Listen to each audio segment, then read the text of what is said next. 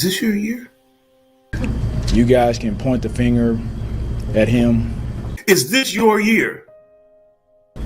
You can talk about debate. Is it fair? And if you do that, it's really unfair. Do what you always do. It's really unfair. What about Dak? It's my quarterback. What about Dak? It's my team. How about it? And if you guys do that, man, it's unfair. Another year, same results. Lost as a team. We lost as a team, man. DC failed.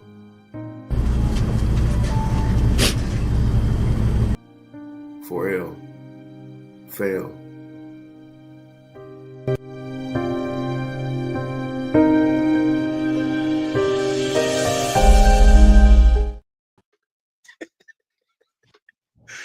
Oh boy.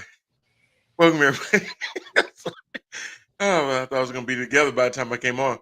Welcome everybody to another episode of Head to Head Sports. I'm your host, Brian Parker, along with my co-host, Mr. Randall Hargrove. How you doing, sir?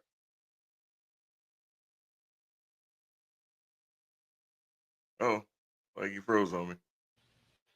There. Oh, I got you. There he is. Hey, we good?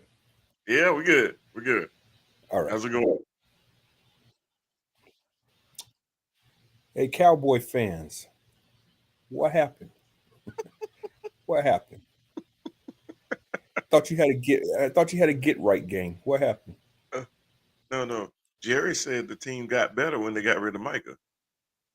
Yeah. What happened? Made Caleb Williams look like a Pro Bowl quarterback. What happened?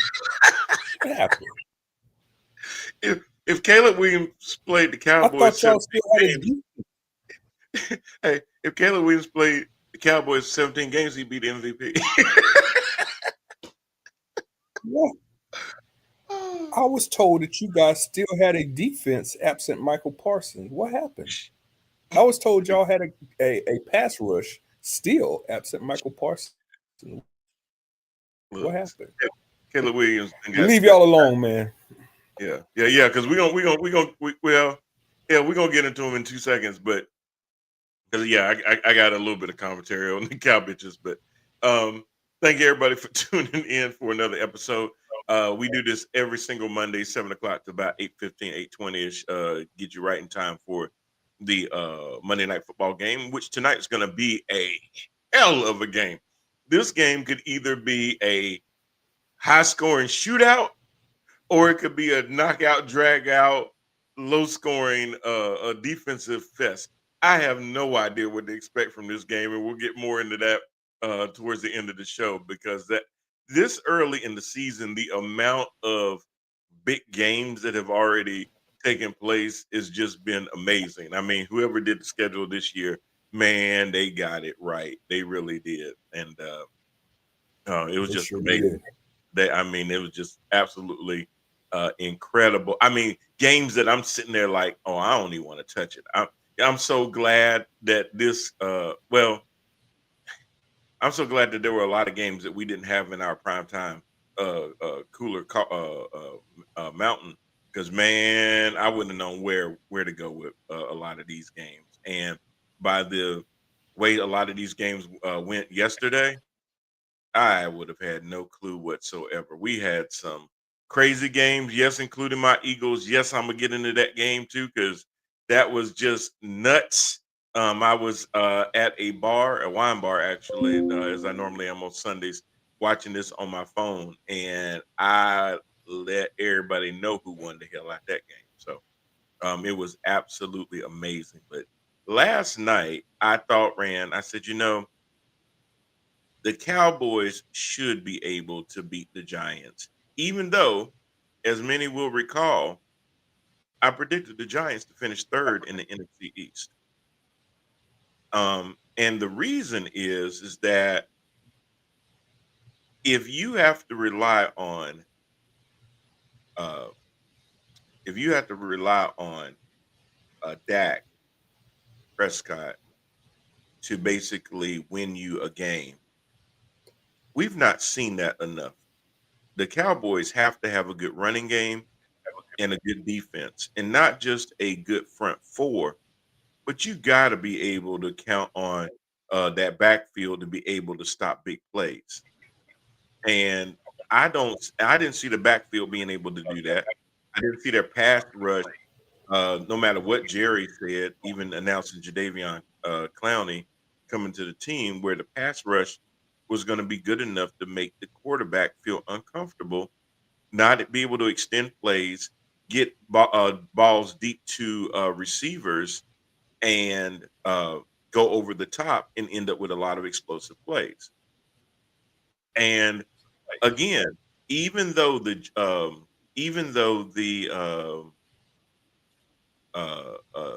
Giants did not end up beating the Cowboys 2 weeks ago now, the first thing I said last Monday was, but they showed the other 31 teams that you can run on them and you can throw over on them. And what does Chicago do? They do all of that. They sit there and listen. Like I said, Caleb Grant has been getting sacked left and right. I mean, he gets hit so many times. They ain't hit him one time. He did not get sacked. He probably was surprised. He probably at one point was going to throw himself on the ground.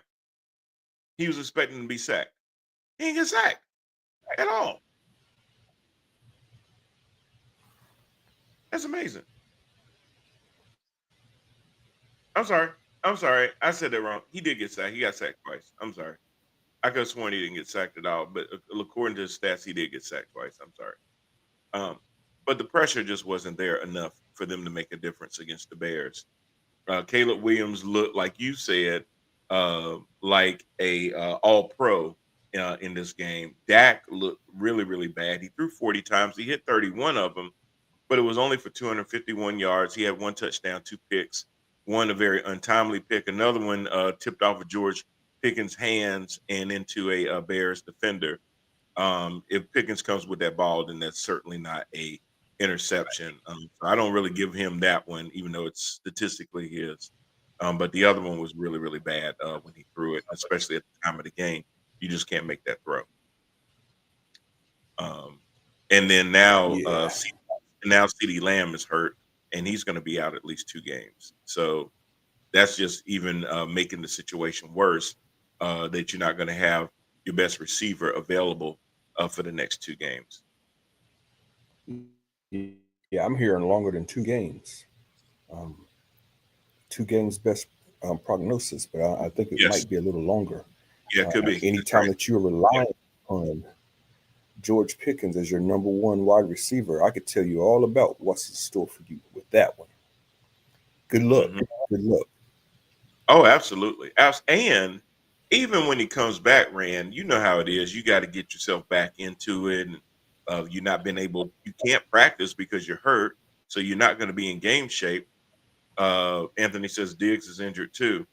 Well, he is. But I mean, hell, does it really matter? Because he's been getting blown. He's been falling all over the place so much. He ain't had any impact on that defense back there at all. Nobody's afraid to throw at him. So hurt or no hurt, Trayvon Diggs just has not been the same dude since he had sustained that injury, and he's probably still working himself back through that and everything. So teams are taking advantage of that right now. Yeah, everybody thought he was just premier cornerback when he had all those interceptions 2, maybe 3 years ago. Mm-hmm. That was 2 or 3 years ago. He ain't the same dude, man. Mm-hmm. And that whole back end on the Dallas secondary is getting absolute roasted right now. You let Russell Williams light you the hell up, and then you repeat that by letting Caleb do the same thing. Yeah, Russ put up 450. Caleb put up almost 300, 298. 4 touchdowns, no picks. This is Caleb Williams we talking about. I mean, he had a hell of a game. He had his career day against the Cowboys. Exactly. Find me the last time Caleb Williams passed 4 touchdowns and no picks. None. You ain't gonna find it. Keep looking. Not in the pros. Yeah. And have to go back to the college days. Yes, absolutely. So he definitely had himself a day. Of course, Luther Burden, his receiver, was the greatest beneficiary. Only 3 catches, but for 101 yards, 33.7 as the average with 1 touchdown. So again, and it's gonna be that way all season, Rand, until the Cowboys can show that they can get home with 4 and be able to drop everybody back to stop the big plays and stuff like that. It rinse and repeat. Next team, hey, I don't care what you normally do well. If your quarterback got any bit of an arm, or you got any bit of some receivers that can run that X and that clown, you put them out there and you just go for it. Because they're not, more times than not, they're not going to be able to stop you. Yeah, when Jadeveon Clowney is the answer to your pass rush issues, you are going to continue to have pass rush issues. Yeah. Jadeveon Clowney's best days are 10 years gone. Mm-hmm. Yep, absolutely. So, and when they asked Jerry if he still thinks the Cowboys are a playoff team, he said with a straight face, he said, yes. Let me tell y'all something. There ain't no way in hell that the Cowboys, as currently constructed, have any chance of going to the playoffs. When, again, I still say they are not even the 3rd best team in the NFC East. And the only way that they can get to the playoffs is they would at least you would have to be banking on the NFC East putting 3 teams into the playoffs. Well, one of them going to win the division. So you tell me the other 2 wild cards. There's only 3 wild cards. 2 of them are going to come out the East. Yeah, that ain't looking likely. Nah, I don't see that, bruh. That's not gonna happen. So, Cal bitches, I don't know what to tell y'all. You stunk against the Bears, and looking at the schedule, Rand, they now have to go back home to face the Packers and face a very, very motivated Micah Parsons, who is going to be rushing a quarterback who does not have his premier weapon at receiver, meaning that it's a good chance that if you hold the ball too long, number one going to really put you on the ground. Do y'all remember when Smitty went to Baltimore and he had his first game against the Panthers? You about to see a repeat. And this game, the Packers, Cowboys, yep. This game with the Packers Cowboys is in prime time. I cannot wait. Oh yeah. Oh, it is a Sunday night game. Yes, it is. 8:20 p.m. Yes. Oh yeah. Wow. Do everything. Do all your honeydews early in the day so you can be ready for this game, because it is going to be. All the cameras going to be on Micah. Anytime Micah do anything on that field, them cameras going to be right there on him. And then the next shot is going to be up in the booth to see how Jerry responds to it too. Yep. So you're gonna hear boos raining all over Cowboys Stadium. But yeah, good luck with trying to stop Michael Parsons and then trying to attack that Green Bay defense without CeeDee Lamb. Good luck with that. Oh my gosh. I'll be watching with my popcorn. Mm-hmm. And then to see Jordan Love start throwing out. If Caleb could throw and Russ could throw on that defense, what the hell do you think Tucker Kraft, Romeo Dobbs, and them boys gonna sit there and do on them? Yeah, Dallas season ends next Sunday night. Man, y'all got no shot. And it's been quiet too. At least last week when they beat the Giants, all I kept hearing the chirping was a win is a win is a win. I ain't heard Jack Diddley today. It's been beautiful. Today was one of the best Mondays ever. Our Panthers won, your Steelers won, Cowboys lost. Only thing that made it terrible was my Tar Heels lost and Belichick need to go. But then of course Clemson lost, and then I started feeling better all over again. Man, can Belichick coach? Let's just ask the honest question. Can this guy even coach anymore? Does he care anymore? Does he care? I mean, he had a bad run without Brady.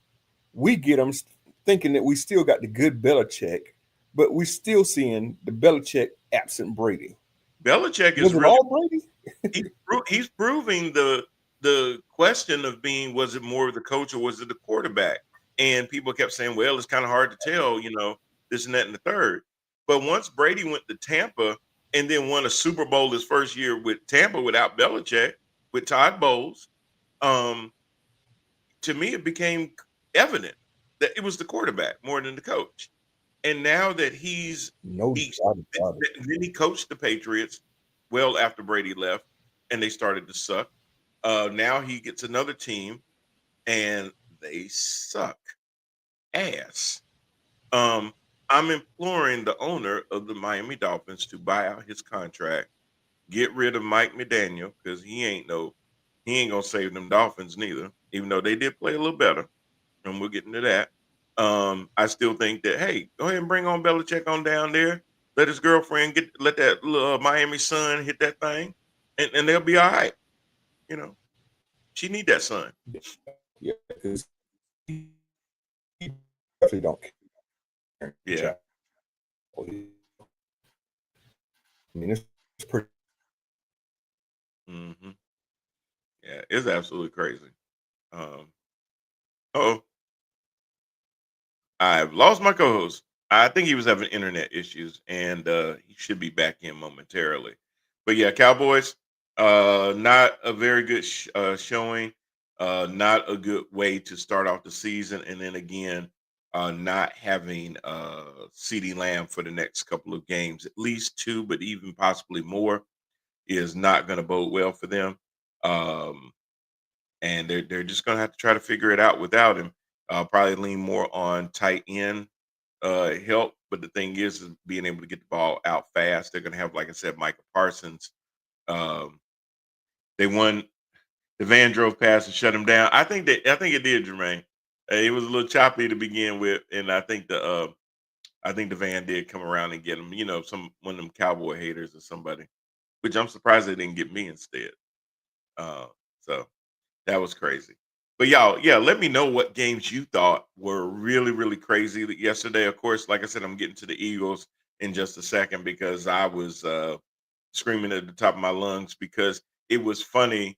I had actually said, all they got to do is what they did a few minutes earlier and just block this punt. And sure enough, that's what they did. So, but we'll get into that in 2 seconds. I see Randall's trying to log back in. He should be here shortly. Again, reminder, programming note, we've got the Lions and the Ravens at 8:15 today. So that will round out week number 3.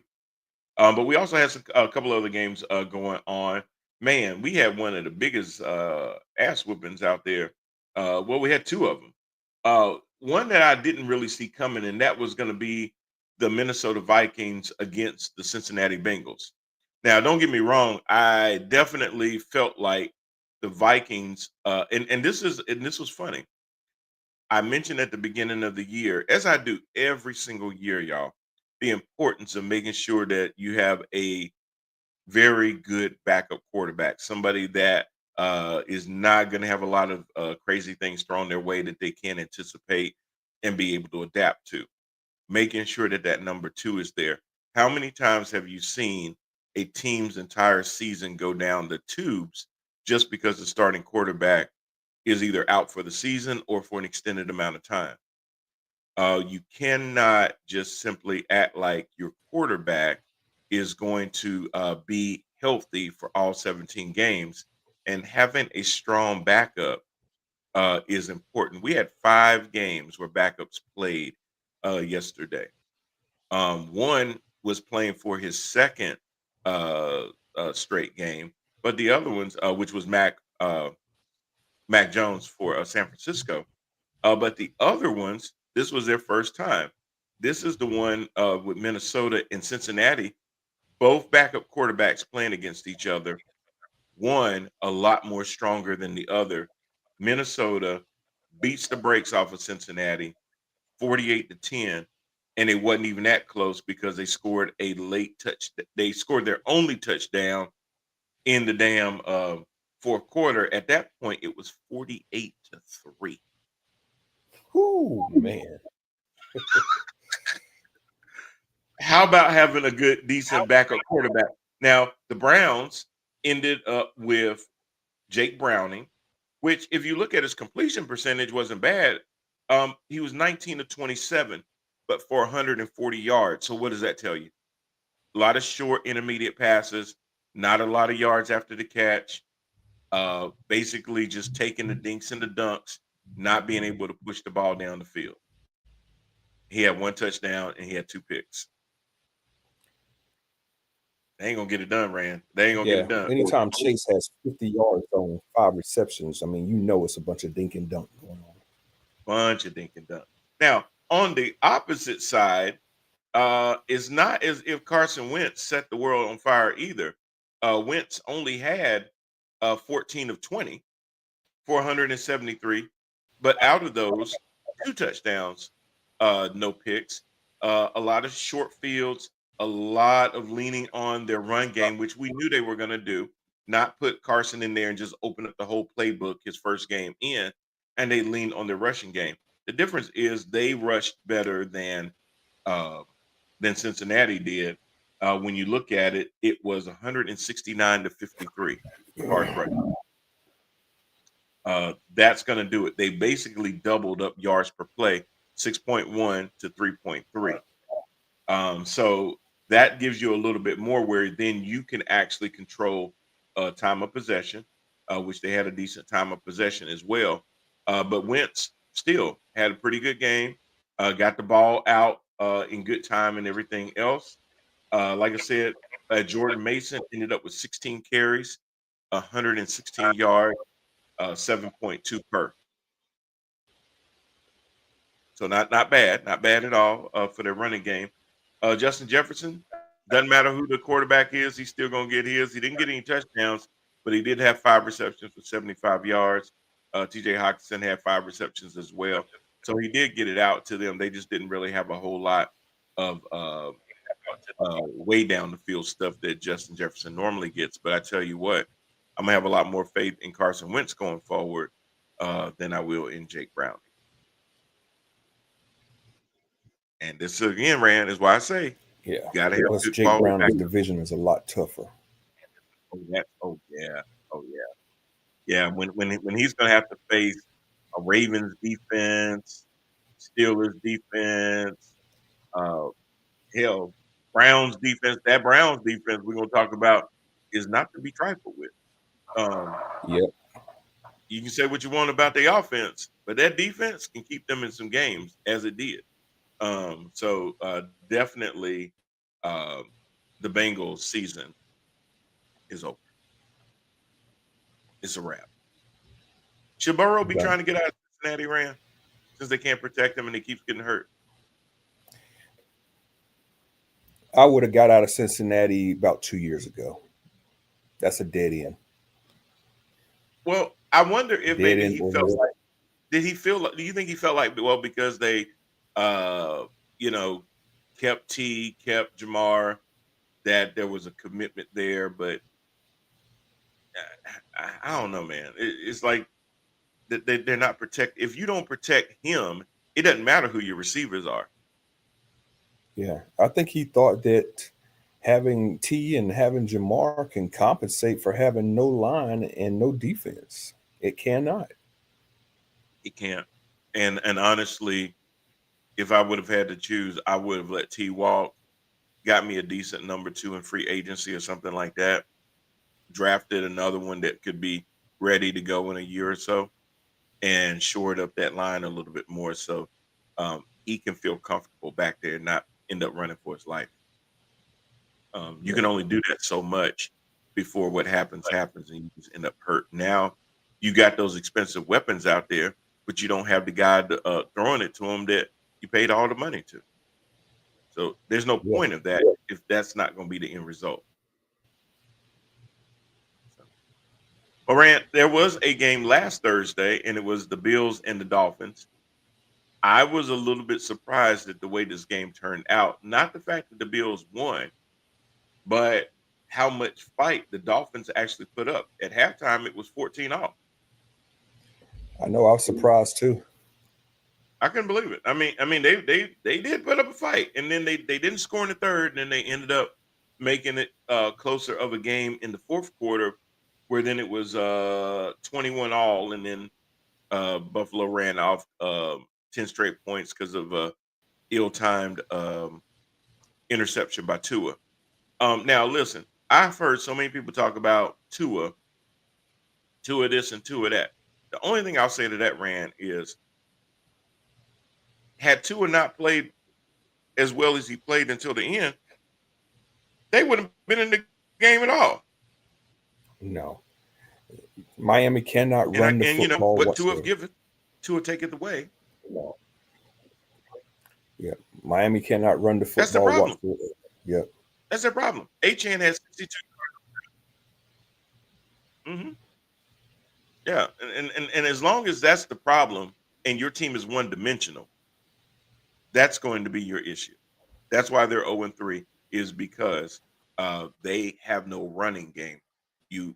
Teams that run, the run is to set up the pass. You want, and you saw flashes of that too, of being able to push the ball down the field and stuff like that. During those times, he had time to throw the ball, and the Bills' defense hesitated enough, and it gave Tua a little bit of time. The other thing too is, Rand, and I know one of the opposing players said this a couple of weeks ago, and it's true. When Tua can find his first read, he's good. You make him start having to look for that second and third read, then his feet start moving too much. He gets a little anxious, and he's not as accurate. Tua's not, his superpower is his accuracy. But when he can't be accurate because now he's having to worry about going through all of his reads and stuff, that's when you can really get him and bait him into picks and stuff like that, or bad throws. And that's evident. You see two different Tuas out there. When he's on his first read, he'll light you up.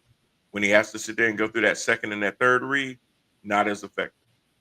sounds familiar. Sounds like another. Yeah, what's the common thread there? Alabama. Okay, yeah. Damn, you're right. Yep. Okay. But you know what? That tells That's how me they do. at Alabama, you can get to your first read a lot of times, and you don't have to worry about looking for that second read and making sure that high safety isn't sitting there just trying to bait you into a pick six. When your first read is dudes like Julio Jones, I mean, come on. Right, exactly. That's true. Yeah, Yes. because when Julio Jones is out there, even when he's covered, he's still open. Still open. That's true. Oh my gosh, I didn't even think about the Alabama part of it, but yeah, you're right on that one. Absolutely. Tyreek Hill did get a touchdown, but again, 5 receptions, 49 yards from Tyreek Hill. You think Tyreek is longed for being with the Dolphins, or do you think by the trade deadline he might be gone? He might be a Steeler by the trade deadline. Seriously. Yeah, you could use that too. If you had Metcalf on one side and the Cheetah on the other, damn. Yeah, y'all should do that. I like that. I like that move. Because I think him playing for Aaron Rodgers, him playing for Mike Tomlin, get out of that whole Miami area, because that don't seem conducive to him. He always get in trouble in Miami. Bring him up to Pittsburgh where it's cold, and all he got to do is worry about keeping warm. But is he a cold weather player? Can he play in the cold? Well, Kansas City is not a hot weather player. I mean, hot weather city. So I would say yes to that. That's true. That's true. I give you that one. Yeah. So Yeah, I think I'm with you on that, brother. I think he would definitely I think he would benefit also from that change of scenery. So would love to see that as well. Yeah, All I right. mean, they need to just blow it up and start over in Miami. They really do. Well, I mean, yeah, because think about it. The Patriots are getting better. I don't know what the Jets are going to be, but the Bills are definitely still ahead of everybody else. And again, if you're playing for third or fourth place in your division, in most cases, that's not a playoff team. And even if it is, you're making it to the playoffs to basically lose in wild card weekend, get you a low teen, early 20 pick that's not going to have the impact on your franchise that you want. And you'll just limp around um, not really being able to do anything. So, yeah, I agree with you. As Anthony says, CD might be out at least 4 weeks. Uh, Yeah, if he's going on IR, he has to be out at least 4 weeks. So if right. they do go that route, that's exactly what will happen, Anthony. So you're right about that. Yeah, he's got a high ankle sprain, I think. Anytime you have that as a wide receiver, those ankle injuries, trying to come off of that and hit that acceleration and getting that cut speed back is going to be really, really difficult. Absolutely, absolutely. So yeah, that's going to be interesting to watch. Um, Ram, what the hell has happened to CJ Stroud? I don't know what's going on with Stroud. Has the league caught up with them? It looks like they have. At first I thought it was just an issue of the line not protecting him, even though I've heard that. I've also seen, though, where he still has the propensity to hold the ball too long. On a lot of the sacks that he's taken, some of them I'm giving to him because I'm like, man, you either got to get it out of your hands faster and give your receivers a chance, or you just got to throw the ball away. Like, why are they not stressing to him, man, if you don't see anything, throw the ball away, because every time you take a sack, you 10, 12 yards behind the line of scrimmage. You can turn a Yeah, first and 10 to a damn second and 22. Now you're very behind true. the sticks, and everybody's going to pin their ears back because they know that you got to throw, especially if you're not on plus territory. They know you're not in 4 down territory, so they know you got to make up those 22 yards by passing the ball. Yeah, there's a bunch of teams in the NFL so far that just looks like they are struggling to run the ball. Mm-hmm. Houston is another one of those teams. Mm-hmm. And anytime you're struggling to run, you just become one dimensional. And they're going to come and get you every time. uh, he says Stroud's getting the Joe Burrow treatment. A little bit, but let's be honest, Anthony. What does Stroud do better than Joe Burrow does? And I ain't saying Joe Burrow's bad at it, but what can Stroud do that Joe Burrow does not do as well? Run. Run. Why can't he take off? At least bring that element. Look, I would rather run than get hit. If I don't see anything, why not just tuck the ball and run? Run to the sideline and pick up at least 3, 4 yards. At least they're positive yards. At least keep the chains moving forward to give your run game a chance. But the way that he's playing right now, he's not helping either. When I look at the rushing, when he did run, he actually did pretty good. He had 4 runs yesterday. I wouldn't call them design runs, but he had 4 runs, 22 yards, 5.5 yards to carry. That's half a first down right there. He may have to do more of that. Unfortunately, it's kind of like, and we'll talk about Kansas City in a second, but Kansas City, who's their leading rusher a lot of times? 15, which is crazy. Yeah. It looks funny when he runs because it looks like he's running straight up like a damn gazelle, but he's still getting down the field better than Pacheco and Hunt are doing right now.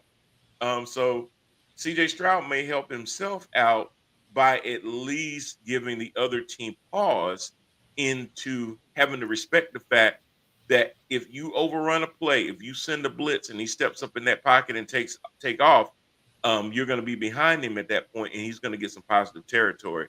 You at least got to put that in their head that if they get too aggressive with their defense, he may expose you and make you look silly. He's getting to the point where he doesn't trust his O-line. Well, he should have been at that point. I agree with that. If you don't, but you know what you do when you don't trust your O-line? You don't sit there and stand behind them like they're going to give you all day. Either you get the ball out fast, you run, or you throw the ball out of the end zone if you're that far, or onto the sidelines, whatever you can do to make sure that you protect the ball. That's it. Yeah. When you got a bad O-line, that's what you – Aaron Rodgers had a bad O-line plenty of times, and he extended the plays with bootlegs, climbing the pocket, all kinds of things to manipulate the pocket.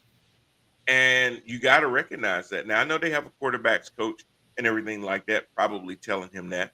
CJ, you got to be able to feel the pressure of the pocket, know when it's about to collapse, be able to move up, even if it's just a few steps, move up in that pocket, give yourself that extra second or two to be able to get the ball off. And that's what you're going to have to do.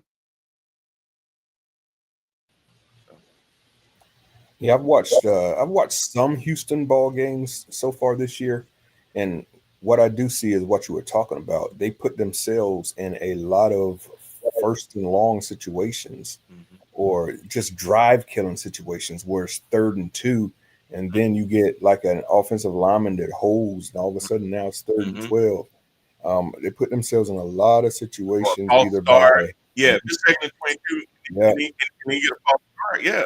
It's crazy. Yeah, either by not being able to run the ball or by stupid offensive line penalties. And just set Stroud up for the pass is coming. Yeah, absolutely. So like I said, I would love to say it's all his offensive line, but I think once your line starts to let you down, you start to get a little gun shy. I saw that a couple of times with not David Carr. No, it was David Carr. I was thinking about Derek, but it was David Carr when he played with Houston, wearing them damn Mickey Mouse gloves and stuff, and they would just light him up, and it just looked like his will to live was just gone because he just knew he was going to go down and get sacked. So. They just kept sacking out of him. That dude came to Carolina with PTSD and he was shell-shocked. He was shell-shocked. Anything. He was paralyzed because and you could tell it was trauma. And I was like, he expects to not have enough time. Even when he does, he expects that it's not going to be there. The line is not going to hold up, and he's going to go down, brace for impact. And it's like, man, you can't be like that.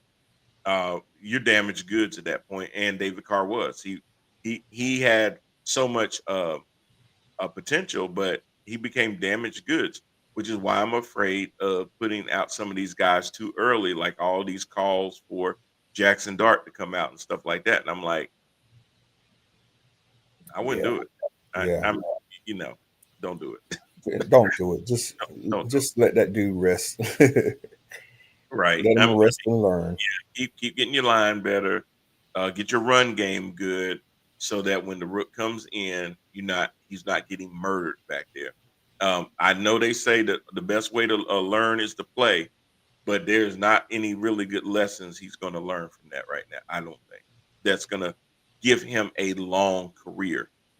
No. If I was the Giants, I would keep on starting Russ, let Jackson Dart learn. Take your lumps for right now and get a high draft pick. Either shore up the offensive line with that draft pick or go get another wide receiver to opposite neighbors. And you will be cooking then. Well, yeah, you got one. Wan'Dale Robinson is looking like a pretty strong tool for neighbors. Not bad. Yeah. But you could still get you a nice little slot guy that come across that middle. Yeah, and you could do some stuff with a 3 wide receiver set. One running the X, one running the Y, one running the Z, or one that can run all of the route trees. Yeah. Oh my gosh, that would be amazing. So I agree. I keep hearing that. I know Russ didn't play as good, but he's 37 years old. That's exactly what he's going to give you. He's going to give you one of them highlight games, and then he's going to follow it up with a stinker. And you almost just have to know that going in.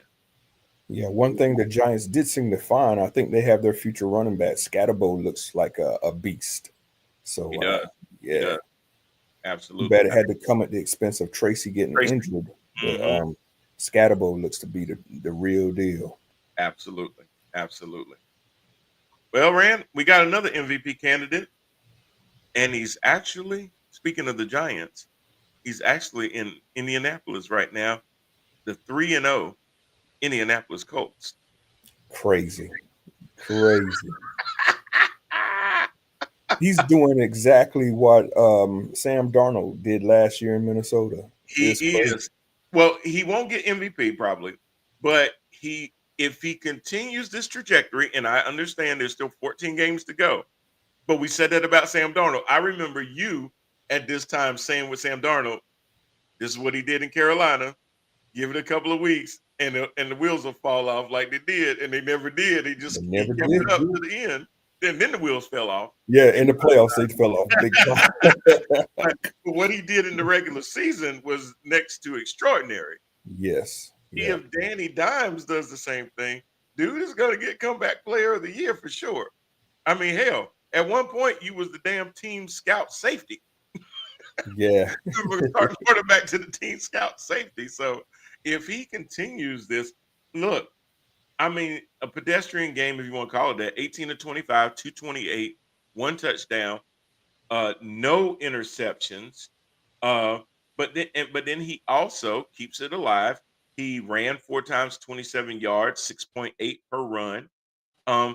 But he's playing within the confines of the offense. Jonathan Taylor, big workhorse, had 3 touchdowns by his damn self, 17 runs, 102, 3 TDs. So they leaned heavily on the run game, but he was also still able to get it out to 6 different receivers. Well, 5 they actually caught, but to get it out to 5 different receivers. So Anthony says, I heard Daniel Jones is getting $100,000 bonus for every win he gets. Well, look, he should, because here's the thing. He wasn't supposed to be the starter. He had to come there and show everybody that he was going to be a better option than Anthony Richardson. So for him to come in, do that, and basically have this team now, albeit they had to play the Titans yesterday, but every team is capable of playing their best game against you, especially when they ain't got nothing to lose. Don't nobody expect nothing from the Titans. Everybody expect them to finish 4th in their division. I mean, they're unanimously going to be 4th probably.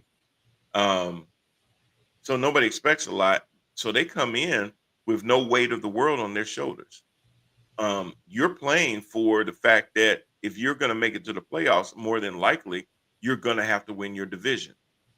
Well, with the Texans reeling, Jacksonville trying to show some semblance of a competitive team, you're in a position where you got to take this division by the reins early to give yourself a chance at the end of the year to win this division. And that's exactly what he's doing. He's doing everything that they're asking him to do, Rand.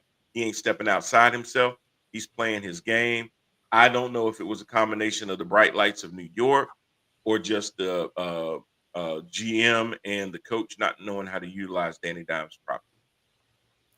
Yeah, I mean, he's definitely got the support of a strong run game and some defense in Indy.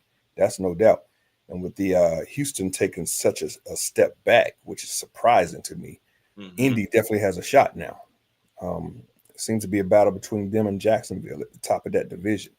And if he keeps on playing like this, they got a good chance to not only get in the playoffs, but win the whole daggone division. Absolutely. That would be interesting, and I'm happy because that would give the Indianapolis fans something that they've really been looking for ever since Andrew Luck stepped away. I mean, how many quarterbacks have they had to go through? And this could end up being their guy. Now, what does that say for the long term of Anthony Richardson? The more that Daniel Jones plays this way, people are gonna forget about him. Yep, they'll forget about him just like they forgot about the Jacksonville backup who was, I keep on forgetting this guy's name too. But he was another high prospect draft pick a few years ago. That was supposed to go first round, but ended up going more like fourth or fifth round. He was a running quarterback. I'm gonna have to research that name, but I think he's still backing up down there in Jacksonville. Okay. Let me see who that is. Yeah. But yeah, they handled their business. They definitely beat up on the Titans playing with a rookie quarterback, 41-20. Cam looked good at different times, but he also played like a rookie.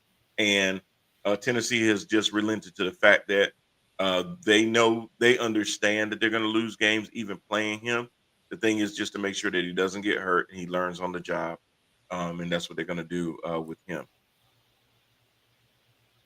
We had another game up, which was the Commanders against the Raiders. I was so unsure about this game because I figured after the way that Geno Smith played against the Chargers, he was going to have a bounce back game against the Commanders, who are going to have to play without Jaden Daniels and start Marcus Mariota, who has, again, being a backup, another game with a backup, has been a starter several times, whether it was Tennessee, whether it was Atlanta. Marcus Mariota has seen significant time as a starter, and he is a mobile quarterback in the same vein as a Jaden Daniels, not as good of a runner, maybe not even as good of a passer, but very, very capable of coming in, running an offense, using his legs, being opportunistic and things like that.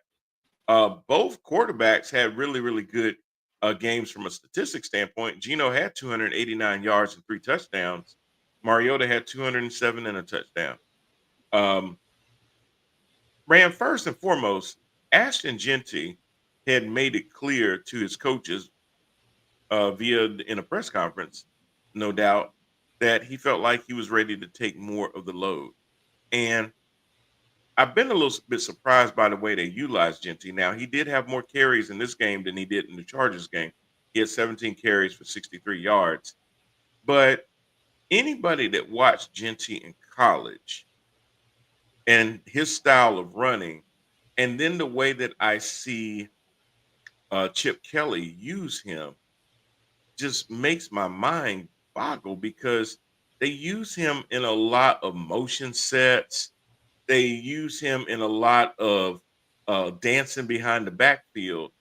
And Ashton Genty is a dude where you just hand him the rock and he goes straight up the gut. He's that kind of runner. He's not that scat back, that guy that's dancing around, waiting for a hole to open. He makes a hole. He's a bulldozer. Yeah. And then he busts through to the second level and then he's gone. But all that dancing in motion, he normally, because when I see them run that, he gets stopped in the backfield. So then they end up behind the sticks. When they just hand it off to him, plus yardage. Yeah. The quarterback I was trying to think of is Malik Willis, if that rings a bell. Yes. Absolutely. Well, they about him. I mean, he's evidently in Green Bay backing them up right now.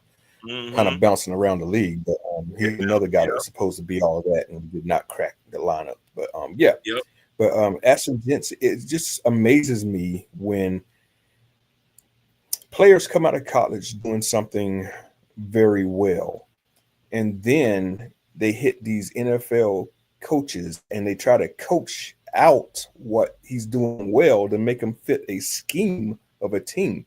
Won't you just allow him to do what he does well, which is to blast it up in there, hit a hole, and be gone? The other thing about that, with all the motion you were saying, which is true, they're also, Ashton Genty in college, he was a stand-up running back. He was more comfortable standing, and the quarterback would give it to him, and he'd do his thing. Now they want his hand in the dirt, or they want him, to crouch down, just doing things that make him uncomfortable. And I'm like, why? Just give him the ball. Just give him the ball. Mean, and you drafted him with such a high pick that, you know what I'm saying? Like, number one. Yeah. I mean, like, you got to play to his strengths because you drafted him in the first round. He was a top 6 pick. You Yeah, can't be sitting I there don't doing get it. that. I don't understand Chip Kelly. Like, and I don't understand it too because between him and Pete Carroll, they're both run coaches. They love to run to set up the pass. Yeah, They love setting up the run game, which is why Russell didn't want to be in Seattle because he wanted to throw the ball. And Pete Carroll said, "No, hand it off. I'll tell you when to throw it." Russ said, hmm "I'm out." So I know he wants to run the ball. I just think his scheme is not conducive to the way that Genty plays the best, and it's hurting them. You see when they hand it off versus him being in the backfield like that and doing all that motion and stuff, he has better production that way. And I think until they kind of just settle on the fact that every scheme don't work for every player the same way, play to his strengths, they're going to continue to see that. yeah, I agree. I mean, it's puzzling to me why they do stuff like that. Sometimes the NFL is just crazy. You know, kind of. I know this is a different topic, different position, but the Tampa Bay Bucks drafted this guy that was 400 pounds coming out of the NFL draft Mm-hmm.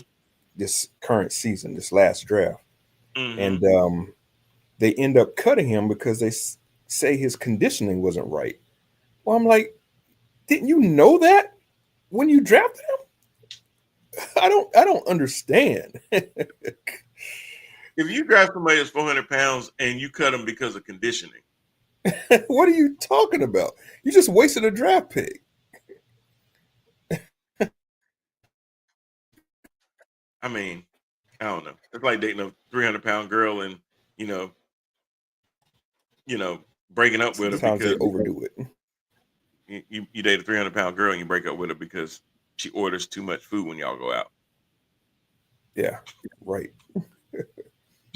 I mean, Yeah, you get a 300-pound girlfriend, and then you're mad because you can't pick her up and go up the steps with her. It's like, she threw you back out.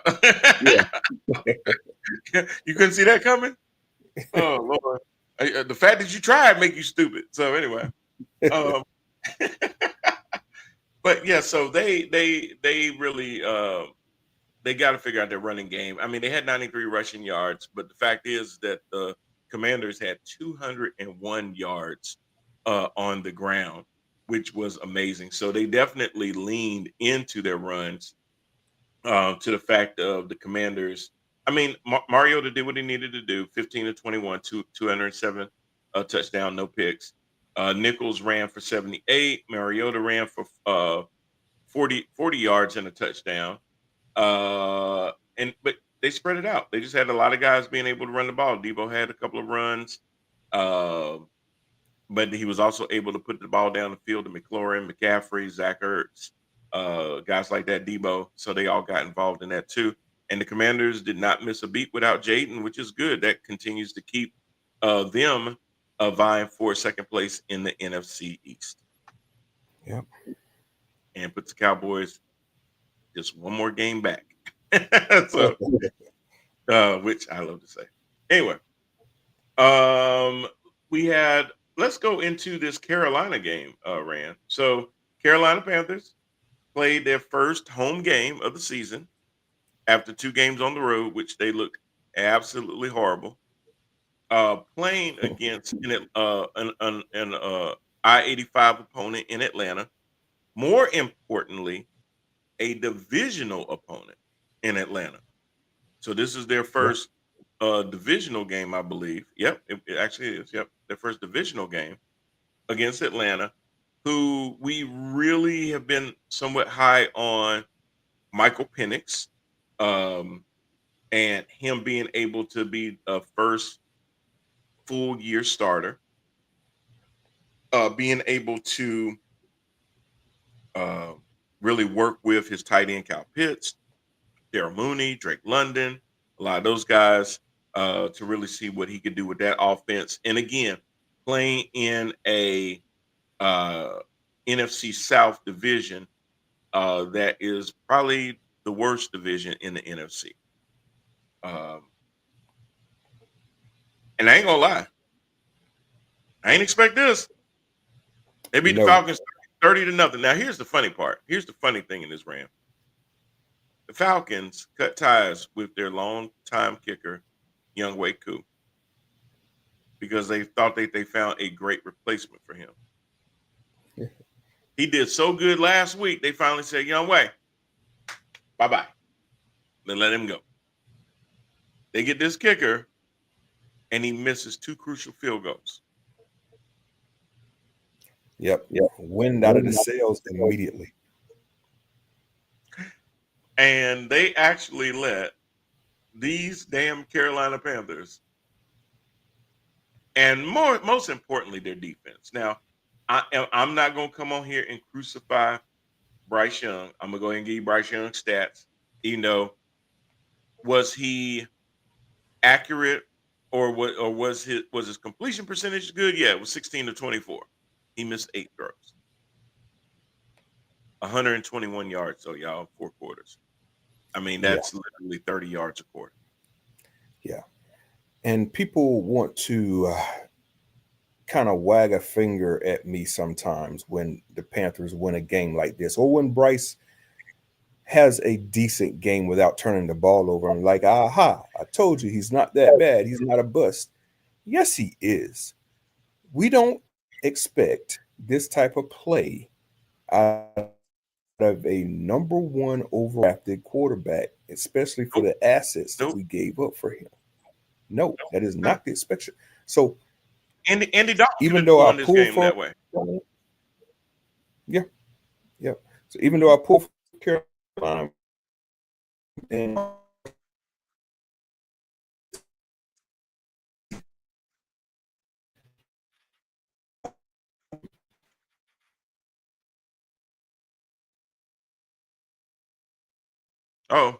think I lost him again. See if we can go make it back in there. There you are. I'm frozen. Sorry about that. I'm having some bad lag issues. It's all good. It's all good. No, Rand, I know where you're going, and I agree with you. Look, when you draft somebody number 1, they need to be transformative, transcendent. They need to be a force multiplier, elevate everybody around them. If you wanted a game manager, you could have got that person in the 3rd, 4th, or the 5th round. You did not need a first-round pick. I mean, Andy Dalton could have got them balls to Ted McMillan and Tommy Tremble. You could have picked up Malik Willis. You could have picked up Malik Willis, exactly. Or Marcus Mariota before he went to Washington. Or, I mean, seriously. Because it's not like he's going to dazzle you. He ran twice. One was for a touchdown. It was a 4-yard run. And then he had another 4-yard run. He's not going to sit there and make up for what he doesn't do passing with his legs. Basically, what he did was, and this is the way that I explain this game, Rand. When somebody looks at that score, they're going to assume, man, Bryce Young led them to victory. No. Their defense led them to victory. If you want to give the game ball to anybody, it's going to be Evero, because his defense put them in a position. They picked off Penix twice. One was a return for a touchdown. The other one was about to be a pick 6, and Penix had to trip him up at the end. Yeah. Or that was going to be another one. The defense sat there and kept Atlanta at bay. They won, and I say it this way, they won in spite of their quarterback, not because of their quarterback. Exactly. And that's okay. And you know, the Ravens were a team in 2000 that won the same way. They didn't win because Trent Dilfer was their quarterback. Trent Dilfer just didn't get in the way of them winning. Right. That's all. They leaned heavily on their rush, on their run game, on the offense. And they let Trent Dilfer make competent passes when he needed to make those competent passes. They didn't ask a lot out of Trent Dilfer other than protect the ball. Here's a funny thing. Bryce Young, how many fumbles did he have? None. How many interceptions did he have? None. He protected the ball. They won the damn game because he didn't give it away. Exactly. And that's why they won, y'all. I'm not trying to be canceled here, but Bryce had, let me just say this, after that TD run, he had the sweetest little touchdown celebration dance I've ever seen. I'm saying it's true though. So look, I understand why people love Bryce Young. He's a nice guy. He has that nice little funny smile. Got a little dimple still. I get all of that. But we need dogs out there, man. Because we can't expect to win every game like that. You won't win every game like that. No. And we definitely will not win a playoff game with that performance. You can't. I mean, is it now? Look, for the selfish side, it was the first home game. You got all the fans out there. They've been tailgating since 9 o'clock in the morning. Everybody's pumped up, measured expectations, and all that good stuff. Was that a great win to start off? Absolutely. We celebrate them because they come few and far between. We know what to expect from it. We don't stream along expectations and say, well, if they did this to the Falcons, they'll come out next week and repeat. None of us believe that. We ain't Cowboys fans at all. We understand that this is an isolated incident. You take that W and you tuck it away. Hell, you put it under your pillow and you sleep on it. But then the next day you get up, it's a whole new day. And you may not see that the rest of the season.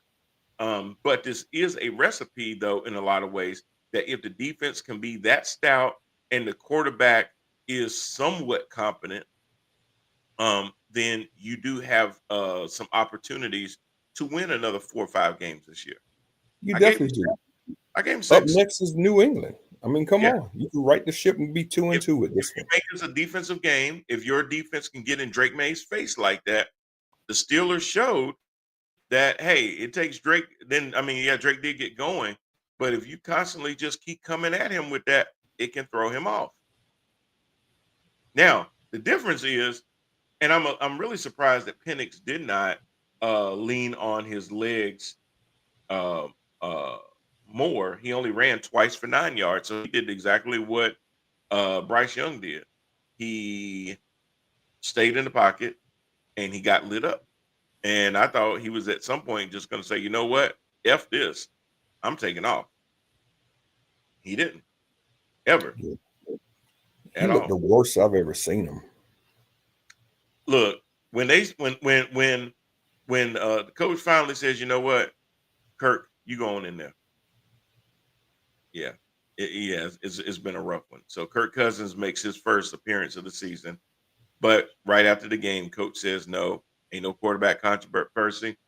It was just out of hand. I'm protecting the player from himself. Penix is still going to be a starter.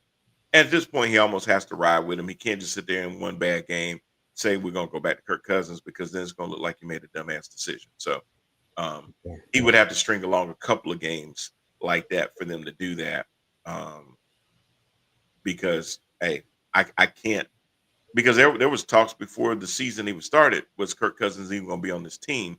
Now, if you got to sit there and turn right back around into his arms again, then it's going to really make you look bad, because you already gave up a boatload of money to get Cousins, and then you drafted Penix. You're paying Kirk Cousins basically $90 million to be a backup. Yeah. Most highly paid backup in the entire league. Yes. So yeah, you're gonna have to ride it out with him at least a little bit longer until it's just obvious that you're gonna have to make a change. And I think that they feel like that they can watch some tape with him, highlight some opportunities, and let that be more of a learning lesson than something that's gonna stick with him for full time. Rand, I don't want to sit there and get past. We were just talking about the Patriots. The Patriots, look, I was surprised. I'm not gonna lie, because I told you last week I was hoping the Steelers would go up in there and do something, but I was a little afraid just because of how the defense for the Patriots have been playing, that this one might not go so well for the Steelers. I didn't pick the Steelers to win, but at the end of the day, your Steelers are 2-1 after a 21-14 win over those damn Patriots. Yeah, they're going to have to clean that up, though, man. We are another one of those teams that can't run the football. We are asking for it. We are asking for it if you can't run the football. Mm-hmm. Yes, because if before the season somebody told me that the Steelers would be 2-1 because they're having to ride the arm of a 40-year-old quarterback, I'd say you're absolutely crazy. It's not going to work. Grateful one day at a time. Hey there. I'm sorry, I didn't see your comments on Instagram. My boys didn't put their best foot forward. Wait a minute. Who are your boys? I gotta know. Um, but yeah, I I mean, and he didn't even really put up a whole lot of stats. I mean, he had 2 touchdowns, but 139 yards, which is just crazy. He did throw a pick, but to your point, your running game is it's crazy. It's not Steelers like 64 yards rushing. It's me, Mo. Oh, what's up, Mo? That's right. That's right. Patriots. Oh, yeah, your Patriots. What's going on, Mo? Mo, your One, Patriots should have. Y'all probably should have won that game yesterday. But they really 5 should have. turnovers is really gonna hurt your chances. Yeah. Yeah. Oh, absolutely. I mean, they lost 4 fumbles just in that, and then threw a pick. So yeah, you can't overcome that. But 4 fumbles lost. Yeah, that's a lot. That's a lot. And the Steelers, 8 penalties, 59 yards. That's a lot for them. For a team that, he's a turnovers. Team that's supposed to be way more disciplined than that. Disciplined team not being disciplined. A running team not being able to run the ball more than 64 yards. Patriots ran for 119. They ain't set the world on fire either. But really having to rely too much on a 40-year-old quarterback to get you these wins. Get there early, but they got to figure out this running game. Jaylen Warren, I'm telling you, I think it's Najee Harris in a Jaylen Warren suit. They even had to go get Kenneth Gainwell from the Eagles. Thank God for DK. I mean, he's literally the only receiver out there getting open. Yeah, Pittsburgh got some things to work on. Yeah, absolutely. What do you think about Calvin Austin? I like Austin. He's fast. He's tough. He's just, small. He's more suited to be a slot receiver than he is trying to play on the outside. And that is the biggest problem for the Steelers right now. They do not have a true number 2. Their quote unquote number 2, Austin, should be in the slot. Big time. At 100%. Mo asked who we got for tonight. Mo, hang with us for about 5 more minutes, and I'm gonna tell you who I got for tonight. But good question. Let me see if there's some other games that I thought about. I ain't bringing my Eagles yet. So, oh man, that was game of the week. Man, I'm sitting over at this wine bar in Concord. We go every Sunday for brunch and karaoke, and I'm watching the game. And the first time, so this is what I kept saying to people. I said, they keep saying that Jalen can't throw the ball. Like, they can't keep winning this way. They're gonna dare Jalen Hurts to throw the ball. They're gonna dare Jalen Hurts to throw the ball. And Jalen Hurts said, all right, hold my beer. So then Jalen was 21 of 32, 226, 3 touchdowns, no picks. Even with a running game that could only give them 86 yards, but Jalen had 40 of those. So he throws for 226, he runs for 40, and he also ran for a touchdown. But they said he couldn't throw the ball. But A.J. Brown doesn't believe that because he got his highest output of the year with 109 yards off of 6 catches, 18.2 average with a touchdown. Devontae had 8 for 60. Yeah, I was hearing that too. About A.J. Brown. Oh, he's done. He can no longer be a deep threat. Okay. Did you see A.J. not only catch the ball, but then turn upfield, knock over would-be tacklers to gain more yards? The Eagles never fooled me. All this junk about, Hurts can't throw it and what's his name can't catch. I'm not buying none of it. They're still going to be there. It was more of that, and I agree with what AJ Brown said yesterday. He's like, you know what? We got too many killers on this team for us not to really just lean into everything that we can do. He says, you know, it does look like we play conservative at times, and they do because they are a heavily run first team where they lean on that run. But because of the threat of Saquon, if you're going to put 9 in the box and you're going to play man to man with AJ Brown, Devontae Smith, and oh, by the way, you got my man, um, oh Lord have mercy, Dallas Goddard. Yeah, you got Goddard running open for 33-yard touchdown passes. Good luck with that. You're gonna lose those one-on-one matchups. You're gonna lose that. The math ain't mathing on that. You're gonna put 8, 9 in the box. You ain't got but 2 more out there. You play one-on-one with AJ and Devontae, you asking for it. Yep. And that's the thing, that Jalen is not going to be able to accurately get them the ball. Well, he showed you a little bit different. And even though, Rand, at halftime, it was 19-7 Eagles.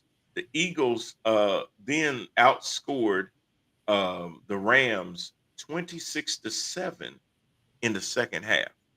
Yeah, I think the Rams were actually up 26-7 at one point. Yes. I thought the game was over. I thought it was over. Yeah, me too. Yeah, you're right. Because in the third quarter, it was 26-7, and that was before the Eagles scored back-to-back touchdowns in the third quarter. Yeah, I thought it was over too. I was like, oh Lord, I didn't think they were going to lose like this. And they were getting booed from the Philly fans and everything else. And I think Sirianni finally just let Jalen cook. And when he did that, good things started happening. That defense got reinvigorated. They blocked that first field goal, and I was like, oh my, that's crazy. So when it got to the end of the game and he threw that touchdown in the end zone to Devontae, and they were up 1, I was like, oh my gosh, LA gonna come back and win this game with a field goal at the end. They ran it down to 2 or 3 seconds, 30-something yard field goal. And I looked over at my wife and I said, well, they could block it. She'll tell you I said it. I said, hey, the only way they can win it now is if they block it. Now, I didn't say block it, scoop it up, big horses run down to the other side and score a touchdown with no time left. I ain't say all of that. But I did say, well, they could block it. I thought about you immediately, man. As he was running that ball back, I was like, I know Brian is probably wherever he's at. He's running with them. Losing my yes, you hear me? They knew the Eagles won. I was like, oh my gosh, that was the game of the freaking year already. That was just absolutely amazing the way that they did that. All for me to be able to say, y'all, look, they don't play the prettiest games, but they keep winning. They said in their last 20 games, Rand, they're 19-1, including they're the new Kansas City. They put their foot on the accelerator when they want to. And they lull you into that belief, oh, we got them. Y'all don't got them. Even when Saquon is not doing Saquon-like things. And trust me, Saquon is not leading the league in rushing right now at all. Saquon is actually like 10th or something like that, if I'm not mistaken. 1, 2, 3, 4, 5, 6, 7, 8, 9. Yeah, he's 10th. Yeah, just the general public just reminds me of Chris Jones at the end of the Kansas City game when they lost to the Eagles. When he's, oh, y'all didn't even have 100 yards. You still lost the game. Yeah, he said that and told him to shut the F up. Yeah, but it was true. It was like, hey, Jalen doesn't have to throw. He doesn't have to throw for 4,000 yards in a season for this team to be successful. That was their overall point: is we're going to win on our terms, not the way you think we should win. Mm-hmm. I get that part. However, when you do have AJ, when you do have Devontae, when you do have Dallas Goddard, you definitely want to at least showcase them and make other teams have to account for them on the field. If you want Saquon to go back to being that 2,000-yard rusher, they got to know that there's a threat that if we put those receivers in man coverage, we stand no chance. No chance. Yeah. And To and, me- and and Rand, could you imagine them playing Dallas like that? The way Dallas defense looks? Yeah. To me, you're going to see the real Philadelphia come December. You Mhm. guys just getting a taste of it right now. Mhm. Them boys could play when they want to play. Yep. I would prefer for them to not leave me in suspense like that. Don't wait till y'all down damn 26-7. You know, I'm sitting there feeling kind of bad, about myself and everything, like, questioning life and stuff. So y'all stop doing that to me. All right, Rand, let's get into it though. We got a game tonight. One of the hardest games that I've picked already this year. The Detroit Lions at 1-1 face the 1-1 Baltimore Ravens.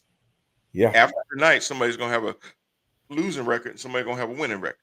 That's exactly what I was thinking. I was like, there's going to be a mighty powerful 1-2 team after tonight. Mm-hmm. Weird. Mm-hmm. Who you got? I picked the Ravens because the Ravens are playing at home. I think they got a little bit more defense than Detroit. But you know me as the Steeler fan, would love to see Baltimore get their ass whooped tonight.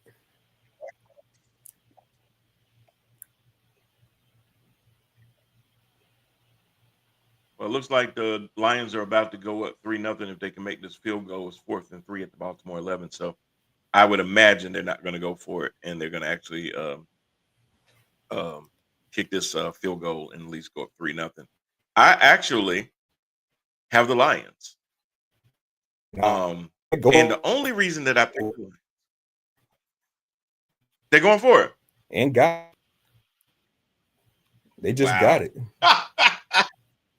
That's crazy. Okay. Right on.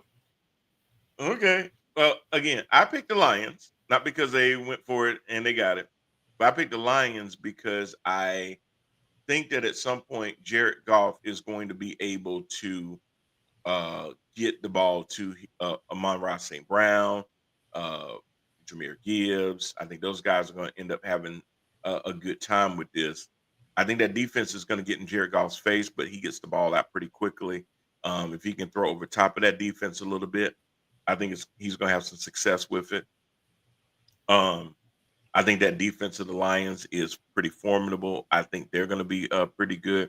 And I think the Ravens have exactly the same high potent offense. I think it's going to be a shootout. I would not be surprised, again, if it's the team that has the ball last. They're at the 1-yard line. If the team that has the ball last wins the game. Touchdown Detroit. Went straight down the field. Wow.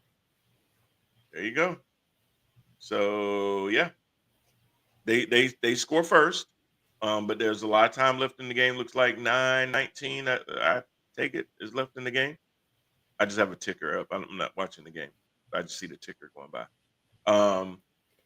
Yeah, +6. Now it says +6. Jared Goff already 4 or 5 for 55 yards. So yeah, Jameson Williams getting involved early too.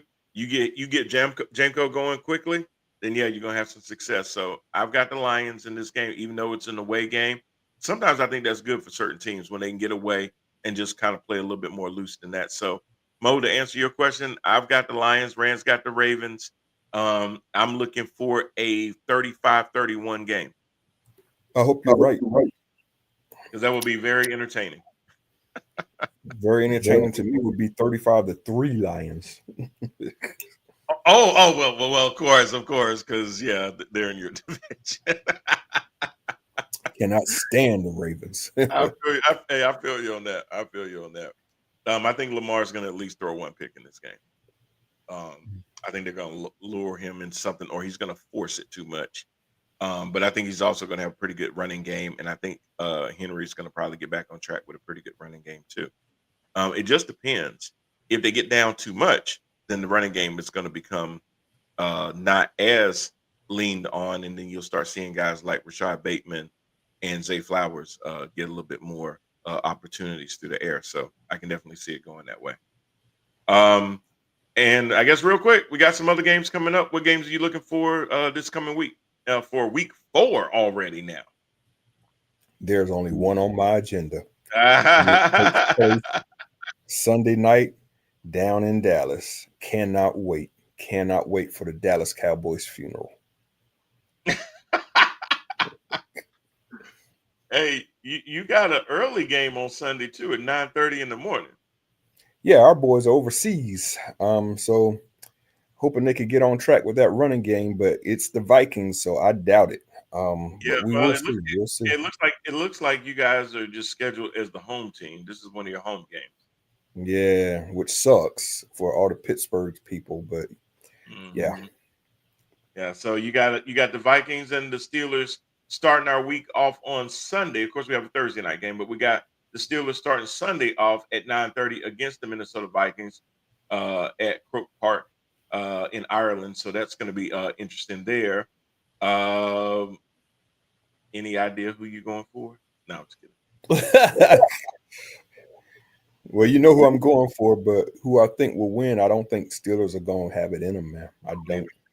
No, I think the offense is going to be too much for the Vikings, where the Steelers are going to have to try to play from behind. And I think that's a lot to ask for Aaron Rodgers to bring you that far from behind. I ain't saying it's going to be no 48 points like they just did against the Bengals, but I think that's going to be pretty hard too. Right now, we don't even have the formula to come from behind. We need another wide receiver. Exactly. Yeah. You've got the Seahawks going over to Arizona to play mid rift. I think the Seahawks are going to sit there and beat up on the Cardinals. You got the Commanders coming down to Atlanta for the Falcons. So, boy, one loss after another one looks like to me. I think the Commanders are going to really give Atlanta everything. Yeah, I think that's going to be pretty hard on Atlanta, Rand. I think they're going to lose some games this year. Chargers play the Giants. They're coming over to MetLife in New York or New Jersey.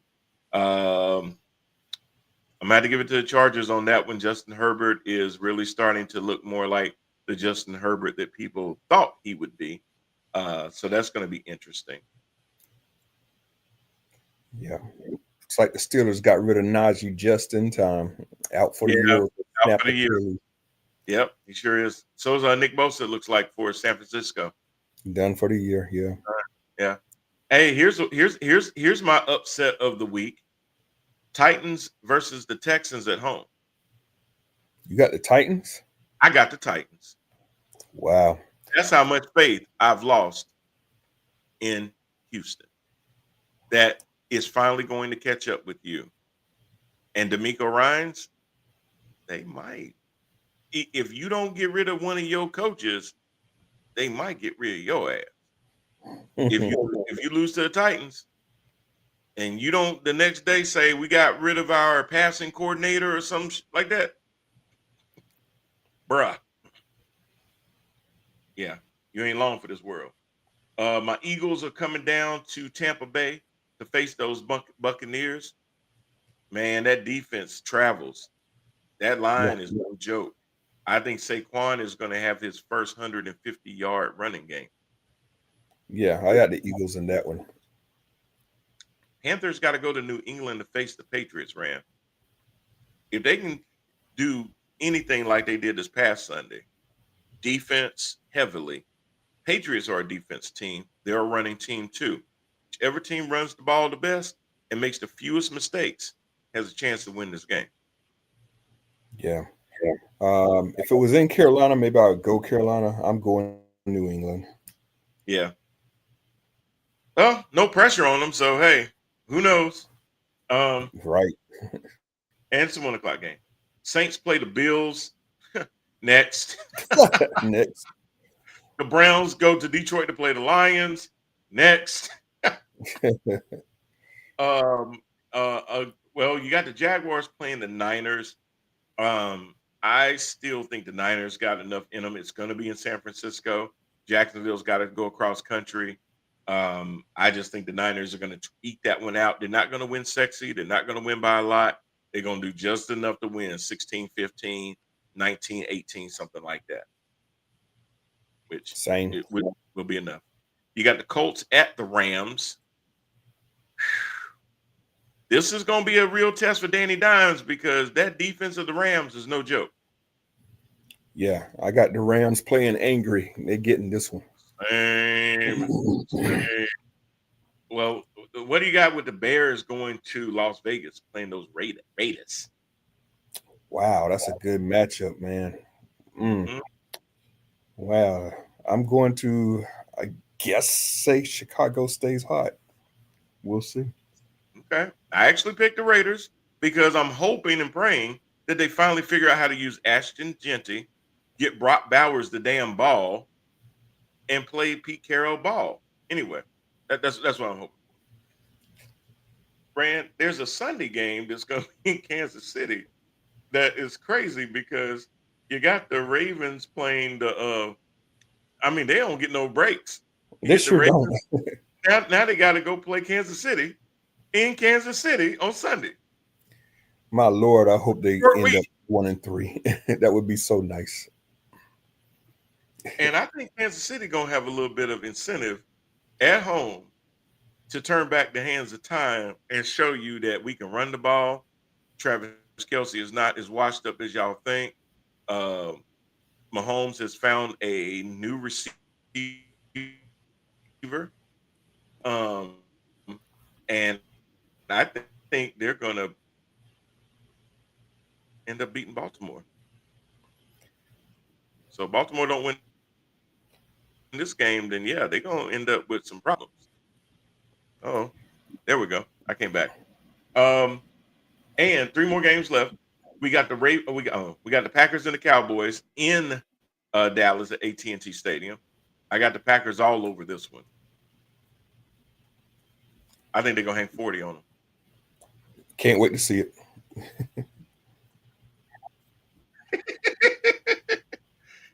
Jets at the Dolphins.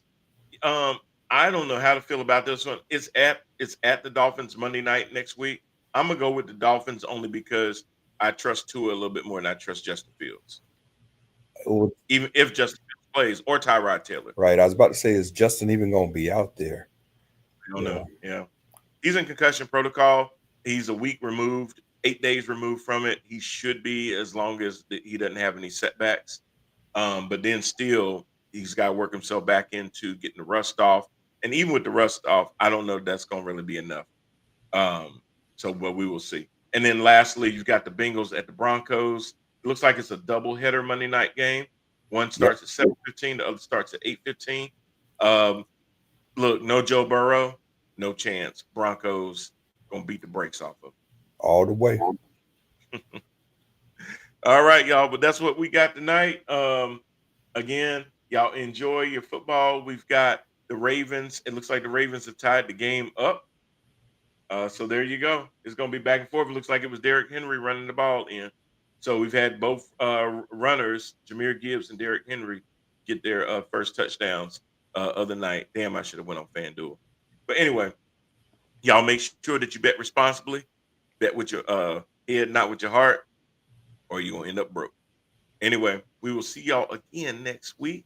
And I know Rand will be talking about some crazy plays that happen for next week as well. Maybe not as crazy as the Philadelphia game, but should be very entertaining to say the least. Got a lot of good football out there. We will definitely see y'all again next week. Peace.